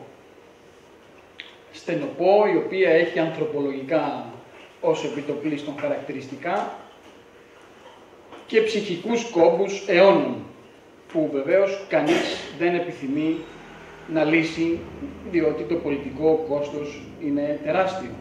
Ο ίδιος ο Όφωνας, όταν ήρθε στην Ελλάδα, ενώ το επιτελείο του τον προσκάλεσε να ασχοληθεί με θέματα ταυτοτικά, με θέματα που είχαν να κάνουν με αυτό που καταλάβαιναν οι Γερμανοί ως αρχαία Ελλάδα, εκείνος τους απάντησε πως όχι, δεν θα ασχοληθώ με αυτά, επιθυμώ να είμαι αρεστός στον λαό. Καταλαβαίνετε πόσο πολύ αυτά τα θέματα πονούν. Το ίδιο εφάρμοσε βεβαίως και ο Δανός βασιλιάς, ο Γκλίξπουργκ, και οι μετέπειτα βασιλείς που ακολούθησαν. Κανείς από αυτούς δεν ασχολήθηκαν με θέματα ψυχής. Με συνέπεια, ο δύσμυρος αυτός λαός σε κάθε 10 χρόνια, 15, να βρίσκεται σε μια κρίση, αλλά να μην ξέρει το γιατί. Να κατανοεί ότι οι κρίσεις αυτές έχουν μάλλον ποσοτικό ή νουμερικό χαρακτήρα και πως δεν έχουν, θεωρεί, καμία σχέση με τον εσωτερικό μας εαυτό και την ψυχή που παράγει αυτά τα μειονεκτήματα. Όμως, τι είναι πολιτιστική διπλωματία και σε τι διαφέρει από την παραδοσιακή διπλωματία? Η πολιτιστική διπλωματία, λόγω της λέξης πολιτισμός, είναι μία μορφή επιρροής που παράγεται πρωτίστως από τον λαό. Γιατί πολιτισμό κάνουν οι λαοί, δεν κάνουν οι κυβερνήσεις, τουλάχιστον στις ανοιχτές δημοκρατικές κοινωνίες. Συνεπώς, αν πολιτισμό παράγουν οι λαοί, πολιτιστική διπλωματία κάνουν οι λαοί. Είναι μια διαδικασία που ξεκινά από κάτω προς τα πάνω, σε αντίθεση με την παραδοσιακή διπλωματία, η οποία ξεκινά από πάνω προς τα κάτω, δηλαδή από τους αξιωματούχους, έτσι. Και βεβαίως, η πολιτιστική διπλωματία εντάσσεται σε αυτό που λέμε ήπια ισχύς. Στα αγγλικά, soft power. Τι είναι η ήπια ισχύς? Είναι η ικανότητα που έχω εγώ να ασκήσω πάνω σου μία έλξη, ώστε να κάνεις αυτό που θέλω εγώ. Να με μιμηθείς, χωρίς εγώ να βγάλω το μαστίγιο. Σήμερα, το 80% της ελληνικής ελκυστικότητας παράγεται από αυτούς τους περίεργους τύπους που ζούσαν εδώ πριν 2.000 χρόνια, ενώ το 20% μόνο από την γεωγραφία μας, τις καιρικές συνθήκες και το φαγητό. Δηλαδή, ότι υπάρχει έτοιμο, ότι μας προσφέρεται από το περιβάλλον και βεβαίως ότι μας προσέφεραν οι πρόγονοι. Και τομείς όπως είναι η τεχνολογία, όπως είναι η μόδα, όπως είναι η δημιουργία μιας εκπαιδευτικής, ελκυστικής, πανεπιστημιακής πολιτικής, πρότυπο για όλη την Ευρώπη, όλα αυτά χρειάζονται να κάνεις το χεράκι έτσι. Δεν έχει ο Θεός σε αυτά.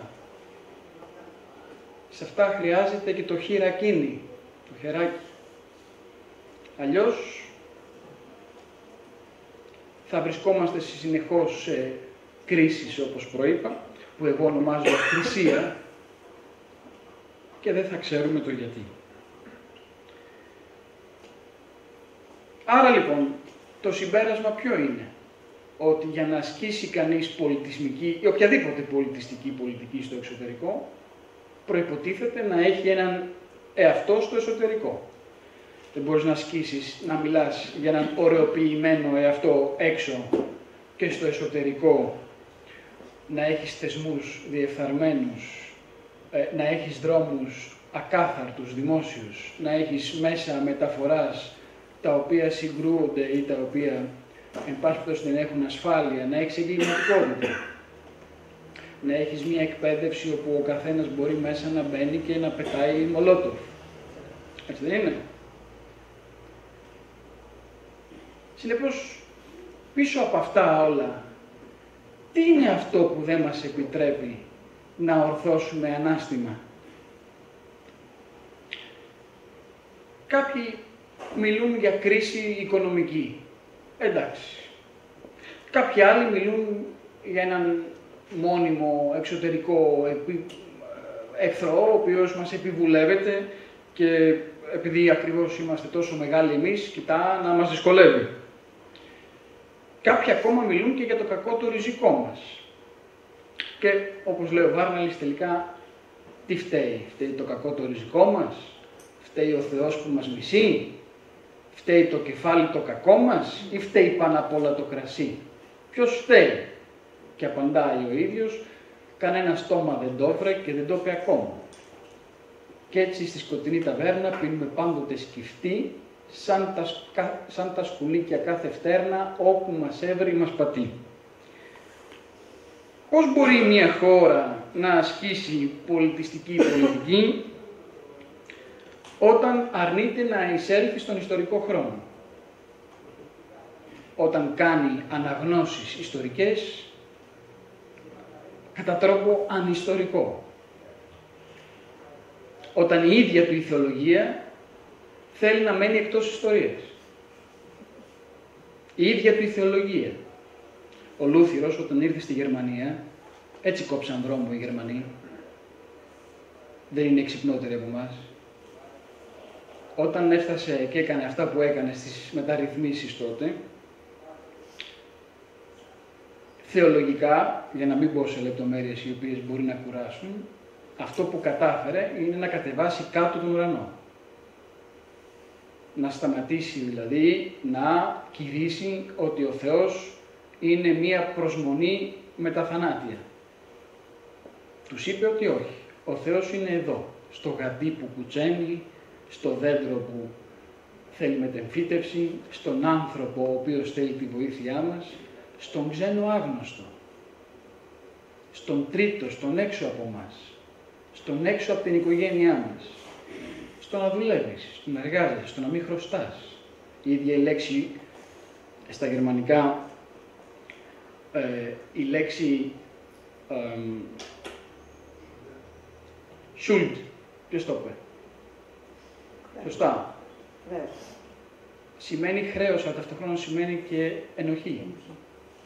Που σημαίνει ότι για τη γερμανική ψυχή το να χρωστάς είναι στο ασυνείδητο γραμμένη ενοχικά. Αυτά πρέπει να τα ξέρει ένας διπλωμάτης όταν διαπραγματεύεται μαζί τους. Ή ας πούμε για τον Άγγλο, όταν ο Άγγλος λέει deadline, δεν λέει χρονοδιάγραμμα. Προσέξτε, το χρονοδιάγραμμα είναι αρκετά ήπιο. Και γι' αυτό και όλοι σήμερα ήρθατε 7:45. Αντί για 7:30. Αν το κάνατε αυτό στην Αγγλία θα είχατε μείνει απ' έξω. Όπως έμεινα εγώ όταν ήμουν 22 χρονών και έχασα το δεύτερο μέρος της Αΐντας στο Royal Opera.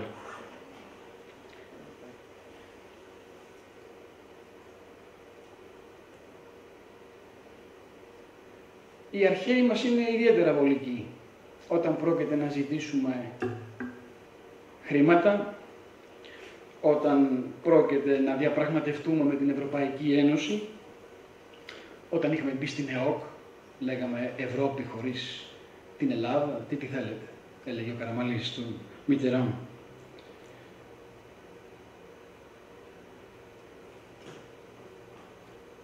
Είναι μία δόλια αφήγηση, εκτός ότι δεν είναι πιστευτή πια, γιατί κάνουμε τα ακριβώς αντίθετα οι νέοι, από τους αρχαίους, Δηλαδή ο αρχαίος είχε ατομοκεντρικό χαρακτήρα. Ο Αχιλλέας δηλαδή έλεγε στη Θέτιδα, ενώ η Θέτιδα μητέρα του έλεγε μην πας στην Τρία, θα πεθάνεις. Ο Αχιλλέας έλεγε όχι, θα πάω. Γιατί ήταν άτομο. Δεν ήταν κολεκτίβα. Δεν ήταν ψυχοσύνθεση μάζας. Δεν ήταν ομάδα. Ήταν άτομο. Άτομο σημαίνει ακατάτμητο όν. Όχι ατομισμός. Προσέξτε, γιατί στην Ελλάδα σκοπίμως τον μπερδεύουμε. Δεν μας αρέσει ιδιαίτερα η λέξη άτομο και το καταλαβαίνουμε ως ατομισμό. Άτομο σημαίνει το ακατάτμητο εσωτερικά όν. Αυτό που έχει κριτική σκέψη εσωτερικά. Και δεν του λέει η μητέρα του, παντρέψου παιδί μου, να δει και η μάνα σου ένα εγγονάκι. Και ο μάπας παντρεύεται την πρώτη που βρίσκει και να ικανοποιήσει την πραγματική ερωμένη που είναι η μάνα του. Δεν ελέγχεται από την ομάδα το άτομο. Ούτε ο πατέρας μπορεί σε μια γερμανική κοινωνία να πει: γίνε παιδί μου δικηγόρος, γιατί είμαι και εγώ δικηγόρος, για να πάρει στο γραφείο. Δεν μπορεί να υπαγορεύσει ένα άτομο. Είτε επάγγελμα, είτε συναίσθημα, είτε οτιδήποτε. Σε αυτή τη χώρα, επειδή μεσολάβησε το Βυζάντιο, αιτία πολλών δεινών του σήμερα, τη Ρωμιοσύνη λέει ο Ρίτσος, μην την κλαις, εγώ την κλαίω πάρα πολύ, γιατί είναι αιτία δεινών. Η ελληνικότητα δεν έχει σχέση με τη Ρώμη. Η Ρώμη ως οντολογία είναι το Κολοσσέο που ο ανίσχυρος τρώγεται από τα θεριά. Ο άλλος στην αρχαία Ελλάδα στους Ολυμπιακούς έτρεχε ένα κλαδί ελιάς. Έτρεχε για ένα κλαδί ελιάς. Ούτε χρήματα, ούτε υλικά αντικρίσματα. Για ένα κλαδί ελιάς. Τι σχέση έχει η ελληνικότητα με τη Ρωμιοσύνη, τι αηδίες είναι αυτές. Χώρια του ότι 15 έθνη ζούσαν κάτω από τη Ρώμη, όλοι οι Βυζαντινοί βασιλιάδες ή στην πλειοψηφία τους, εν πάση περιπτώσει, ήταν ξένοι. Ο ίδιος ο παλαιολόγος που εορτάζουμε ήταν Σέρβος. Καταλαβαίνετε δηλαδή την ψυχική σύγχυση. Στο δε σχολείο δεν υπάρχει κριτική σκέψη στην βιβλιογραφία. Να εισάγει το παιδί να καταλάβει κριτικά την ιστορία. Δεν αξιολογείται η ιστορία. Είναι όλα καλώς καμωμένα. Η αρχαία Ελλάδα, η αρχαία Αθήνα δηλαδή που πήγε στη Μήλο και την ξερίζωσε, είναι καλώς καμωμένο. Είναι αγιογραφία η ελληνική ιστορία. Δεν υπάρχει κριτική σκέψη καμιά. Σαν ένα λιβάνι που συνεχώς λέει για τα σωστά. Και τα λάθη, τα έθνη πάνε μπροστά από τα λάθη. Δεν πάνε σωστά από τα σωστά. Δεν πάνε μπροστά από τα σωστά, με συγχωρείτε. Το δε Βυζάντιο, αφήστε το. Αυτό εξυμνείται, έχει γίνει πλέον ελληνική αυτοκρατορία. Από ανατολική ρωμαϊκή αυτοκρατορία που είναι, έχει γίνει πια ελληνική. Αν πει σε κανέναν ότι είναι ρωμαϊκή, θα σου πει τι λες, ελληνική. Ναι, αλλά ο Παπαρηγόπουλος έλεγε ότι η ελληνική συνέχεια είναι πολιτισμική, λόγω γλώσσας. Η ταυτότητα στο Βυζάντιο όμως ήταν ρωμαϊκή. Για τη Ρώμη πεθαίναν όλοι. Δεν πεθαίναν για την Ελλάδα κανείς. Και όσον αφορά τη γλώσσα, δεν ήταν φιλέλληνες που επέλεξαν την ελληνική γλώσσα ως γλώσσα της διοικήσεως. Την επέλεξαν επειδή δεν υπήρχε αρτιότερο, τελειότερο εργαλείο να εκφράσουν την δημόσια ζωή, τη διοίκηση. Ήταν σαν τα αγγλικά της σημερινής εποχής. Δεν την επέλεξαν επειδή κάποιοι ιστορικοί λένε ότι ήταν, λέει, οι ίδιοι αποφάσισαν να εξελληνιστούν. Δηλαδή οι Αρμένοι, οι Γεωργιανοί, οι Εβραίοι, οι Σλάβοι που ζούσαν κάτω από την Βυζαντινή Αυτοκρατορία ξαφνικά εξελληνίστηκαν. Σήμερα ο Πακιστανός που μιλάει ελληνικά είναι Έλληνας. Ο Αυστραλός που μιλάει αγγλικά είναι Αγγλός. Για πήγαινε πες στον Αυστραλό και αν φύγεις από εκεί ζωντανός, τρύπαξε μου τη μύτη. Συνεπώς η γλώσσα δεν φτάνει για να έχεις ταυτότητα. Είναι ένα μέσο επικοινωνίας. Δεν σημαίνει ότι επειδή εγώ μιλάω καλά Ιταλικά, έχω γίνει Ιταλός. Αυτά είναι ρομαντοποιημένες αρλούμπες κάποιων ιστορικών για να δημιουργήσουν μύθο ελληνικό. Όμως δεν δημιουργούνται έτσι οι μύθοι ελληνικοί. Οι ελληνικοί μύθοι δημιουργούνται με καθρέφτη. Όπου κοιτάς τα λάθη κατάματα και δεν τα ξανακάνεις. Το ότι συνεχίζεις επί 200 χρόνια, παράδειγμα, δεν πάω πιο πριν, γιατί αν πάω σε αυτά που γράφει ο Ράντσιμαν και ο Καστάν για το Βυζάντιο, θα δείτε ότι δεν έχει αλλάξει τίποτα. Δεν έχει αλλάξει τίποτα. Οι άνθρωποι βγαίνανε στη μάχη αν βλέπανε εν τούτο Νίκα ή την Παναγιά να κλαίει. Ή αν γελούσε η Παναγιά πριν από τη μάχη, βγαίνανε. Τι σχέση έχει συνεπώς η οντολογία του Βυζαντίου που έδινε προτεραιότητα στην πίστη με μια οντολογία αρχαία ελληνική που έδινε προτεραιότητα στη λογική? Δεν έχει καμία σχέση. Και σας τα λέω αυτά ως ένθεος ο ίδιος. Αλλά εδώ τώρα φεύγουμε από το τι πιστεύουμε ο καθένας και πάμε στην επιστήμη. Δεν μιλάμε εδώ συναισθηματικά. Εγώ είμαι ένθεος, έτσι πηγαίνω στην εκκλησία σήμερα, δεν είμαι κουτός. Προσπαθώ να σας μιλήσω επιστημονικά, ελπίζω να μην με παρεξηγήσετε, μην νομίζετε τι λέει αυτός ο αιρετικός. Λέω αυτό που είναι. Σε ποια άλλη κουλτούρα το τώρα έχει διαδεχτεί το παρελθόν με κλωτσιές?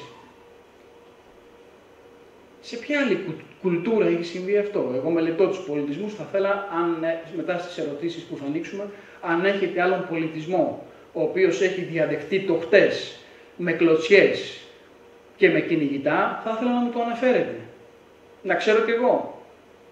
Γιατί το τραύμα που πληρώνουμε σήμερα, και είμαστε αυτό που είμαστε, δηλαδή ένα κουβάρι άλυτο, ένα νήμα της Αριάδνης που μένει ακόμα να βρεθεί η αδιέξοδός του, είναι από αυτά τα τραύματα. Οι πρωτοχριστιανοί, αναφέρομαι όταν πρωτοχριστιανίστηκε ο τόπος μας, δεν καλοδέχτηκαν το χτες. Η Ιπατία εκδάρθηκε ζωντανή από τους πρωτοχριστιανούς. Οι Ολυμπιακοί αγώνες καταργήθηκαν. Ο Ιουστινιανός έκλεισε τη Φιλοσοφική Σχολή Αθηνών, ως να λέει η λογική έξω από εδώ. Αρχαία αναγκάστηκαν και διαλύθηκαν και πάνω τους χτίστηκαν εκκλησίες. Ποιος μας είπε ότι αυτή είναι η σωστή πορεία ενός πολιτισμού? Γιατί δεν το συζητάμε αυτό καθόλου σήμερα? Έγινε κάτι τέτοιο στη Δύση? Διαδέχτηκαν οι καθολικοί γκρεμίζοντας το χτες? Διαδέχτηκαν το χτες με ανοιχτές αγκάλες. Και μάλιστα ο Θωμάς ο Ακινάτης, για να ερμηνεύσει τον καθολικισμό, εισήγαγε την αντεκουάτιο θεωρία του Αριστοτέλους.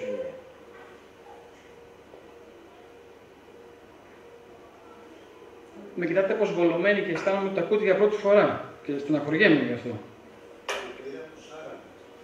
Πώς? Που πήραν από τους Άραβες, τα προφόλια. Αυτή ήταν η διαδικασία που πάνω στο τέλος. Αναφέρεσαι στον 7ο αιώνα. Βέβαια, οι Άραβες πριν και τον Αριστοτέλη είχαν εμβαθύνει στο νεοπλατωνικό μοντέλο.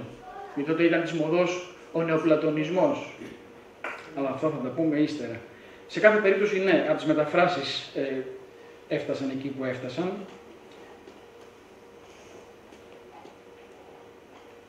Επειδή δεν έχω πάρα πολύ χρόνο, αυτό είναι στο επίπεδο της θεωρίας. Έχουμε ένα τραύμα ταυτότητος που προέρχεται από τη μη σωστή διαδοχή του χτες με το μετά. Ήταν σε σχάση οι δύο πολιτισμοί. Δεν δόθηκε η σκητάλη από το χτες στο τώρα αμαλά. Και αυτό στους πολιτισμούς δημιουργεί τραύματα. Γι' αυτό και σήμερα δεν ξέρουμε τι είμαστε. Άλλος λέει Ρωμιός, στην ελληνική πρεσβεία γράφει Greek Embassy of Greece, από κάτω Hellenic Republic. Είναι ένα πράγμα έτσι. Έχετε πάει στις ελληνικές πρεσβείες να δείτε Greek Embassy of London και από κάτω Hellenic Republic. Ποια άλλη χώρα έχει τρεις ταυτότητες σε μία? Άντε δύο έχουν οι Γερμανοί, Deutsch και Germans. Η Ταϊβάν. Πώς? Η Ταϊβάν. Η Ταϊβάν τι έχει? Ονομασίες. Ταϊβάν, Φορμόζα, εθνικιστική Κίνα. Όχι, ένα λεπτό. Αυτά είναι πολιτικά και ιδεολογικά, ας το πούμε... Μιλούσα και για ονομασίες πριν γι' αυτό. Αυτές είναι ταυτοτικές. Δεν είναι ιδεολογικές. Το αν είναι εθνικιστικό, σοσιαλιστικό ή αν είναι φιλελεύθερο, αυτό είναι ιδεολογίες, είναι κάτι άλλο. Οι ιδεολογίες, να τις ξεχωρίσουμε σας παρακαλώ από τις ταυτότητες, καθότι οι ταυτότητες είναι τα κοινά βιώματα. Είναι η κοινή ψυχή. Δηλαδή, εγώ μπορεί να μην ακούω ελληνική μουσική, αλλά δεν μπορεί να μην συγκινηθώ με το ιτιά-ιτιά. Δεν γίνεται. Είναι άκουσμά μου από παιδί. Θα ακούσω το ιτιά-ιτιά και θα συγκινηθώ. Από την Βόρεια Ελλάδα μέχρι την Κρήτη ισχύει αυτό το βίωμα. Η ταυτότητα, συνεπώς, είναι ψυχοσύμφρηση. Αυτό που λέτε εσείς, το αν είναι εθνικιστική ή μη... Εγώ μίλησα για ονομασία απλά. Μιλούσατε για ονομασίες. Ναι, ποιες είναι οι ονομασίες της Ταϊβάν? Ταϊβάν και Φορμόζα. Δύο. Εμείς έχουμε 3, λέω. Δεν είναι ονομασία το ομοιοσύνη. Πώς? Δεν είναι ονομασία το ομοιοσύνη, λέω. Πώς δεν είναι? Δεν γράφει στην πρεσβεία. Μπορεί να μην είναι κρατική, ωστόσο είναι υπαρκτή.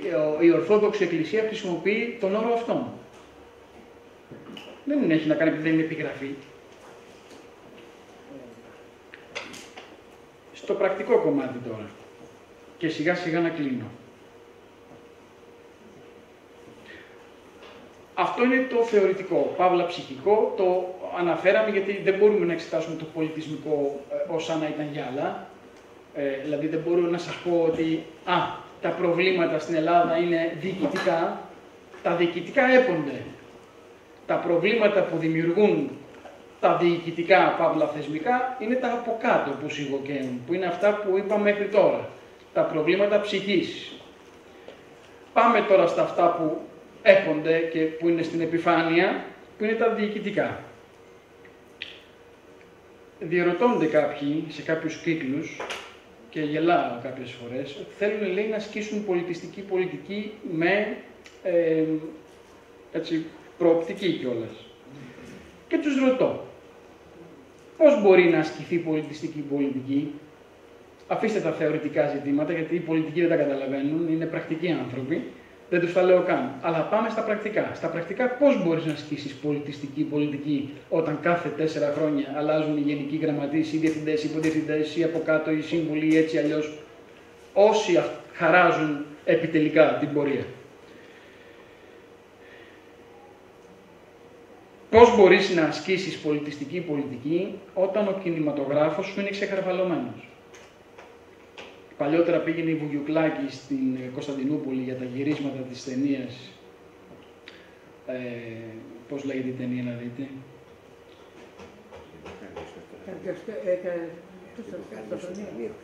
Υποκάλυψη Φρονίου. Μπράβο, σωστά, ευχαριστώ. Και γινόταν πρώτο θέμα στα πρωτοσέλιδα τα τουρκικά. Πρώτο θέμα, Παπαμιχαήλ και Βουγιουκλάκη ήταν στα πρωτοσέλιδα τα τουρκικά. Σήμερα ξέρετε ποιους έχουμε διευθυντές στα μεγάλα ιδρύματα της χώρας. Έτσι, δεν θα πω ονόματα, ξέρετε όμως ιδιότητες. Η κύρια ιδιότητά τους είναι ότι είναι κομματικοί παρατρεχάμενοι. Και η δεύτερη, ότι προτάσουν τις σεξουαλικές τους προτιμήσεις. Πώς μπορεί κανείς να ασκήσει πολιτιστική πολιτική όταν η ελληνική ιστοριογραφία ωρεοποιεί αρχαία Ελλάδα και Βυζάντιο ως αν να ήταν αθώες περιστερές? Κανείς δεν ξέρει πώς φτάσαμε να είμαστε 1000 χρόνια κάτω από τη Ρώμη. Και μάλιστα επειδή χρησιμοποίησαν, ξαναλέω, την ελληνική γλώσσα οι Ρωμαίοι, την κάναμε να φαίνεται ελληνική αυτοκρατορία. Αλλά κανείς δεν μας λέει για τις 3 μεγάλες ήττες του ελληνισμού που μας έκαναν να φτάσουμε σήμερα εδώ. Η πρώτη μεγάλη ήττα του ελληνισμού είναι η μάχη μέχρι εσχάτων, μέχρι εξαντλήσεως, μέχρι τελευταίας πτώσεως στον Πελοποννησιακό πόλεμο.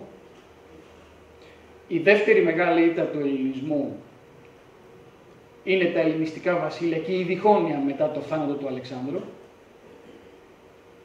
Η τρίτη μεγάλη ήττα του ελληνισμού και τελευταία είναι η μη σωστή παράδοση του αρχαίου πολιτισμού στον χριστιανικό. Αυτές είναι οι 3 μεγάλες ήττες του ελληνισμού για τις οποίες υποφέρουμε σήμερα. Αλλά το κυριότερο, πέραν του κινηματογράφου, πέραν των τεχνών, πέραν των προσώπων, πέραν όλων αυτών που λες, εντάξει, είναι σημαντικά, αλλά όλα αυτά εντάσσονται σε ένα πλαίσιο. Το πλαίσιο εδώ ποιο είναι? Το πλαίσιο είναι η δημιουργία μιας συγκεντρωτικής, γραφειοκρατικής δομής που δεν επιτρέπει πολλαπλασιασμό στην άσκηση ισχύως. Τι εννοώ με αυτό? Όταν το σύστημα διοίκησης είναι αποκεντρωμένο, επιτρέπει την εμπλοκή περισσότερων υποκειμένων στην άσκηση εξουσίας. η εμπλοκή περισσότερων υποκειμένων στην άσκηση εξουσίας πολλαπλασιάζει την ισχύ ενός κράτους επί 100, επί 200, επί 1000 και ταυτοχρόνως αφαιρεί από το εκάστοτε Υπουργείο το μονοπόλιο της ευθύνης. Με άλλα λόγια, να σας πάω σε κάτι γνώριμο για να το καταλάβετε ως παράδειγμα, τα γλυπτά του Παρθενώνα με το Βρετανικό Μουσείο, ενώ εμείς το κάνουμε διακρατικό ζήτημα, γιατί όλα ελέγχονται από το Υπουργείο Πολιτισμού στην Ελλάδα, οι Άγγλοι μας το γυρνάνε πίσω ως διαμουσιακό ζήτημα.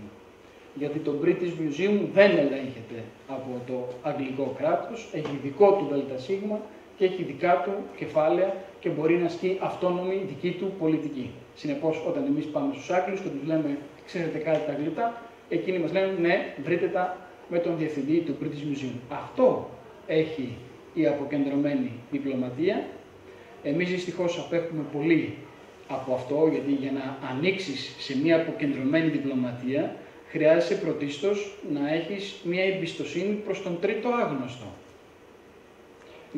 Για να δουλέψεις με τον ιδιώτη και να τον εμπιστευτείς, προϋποθέτει μια εμπιστοσύνη η οποία φεύγει από τα δεσμά της οικογένειας που έχουμε μάθει εμείς, από τις σχέσεις αίματος που έχουμε μάθει εμείς, από τον μπατζανάκι, τον ξάδερφο, τον κουμπάρο,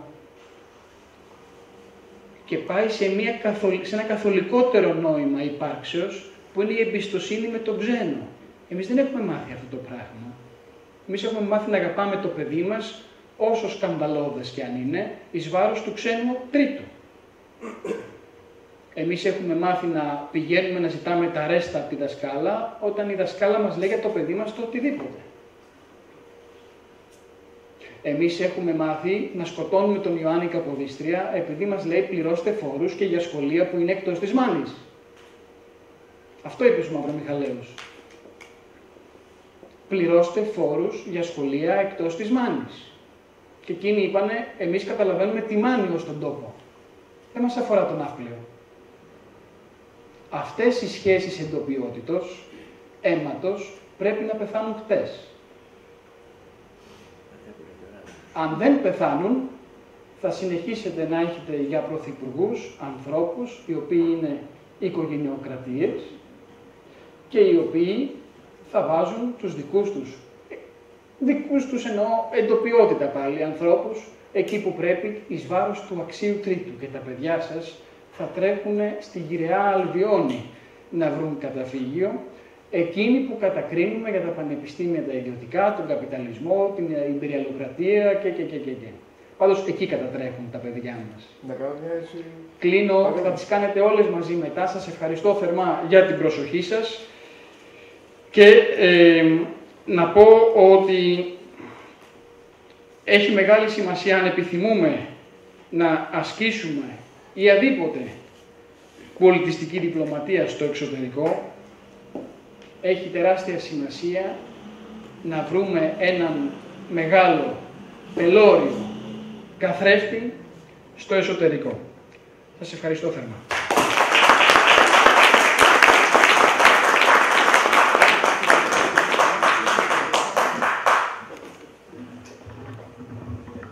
Και τώρα θα σας παρακαλούσα πάρα πολύ, επειδή είδα την προσοχή τη μεγάλη με την οποία παρακολουθήσατε αυτή την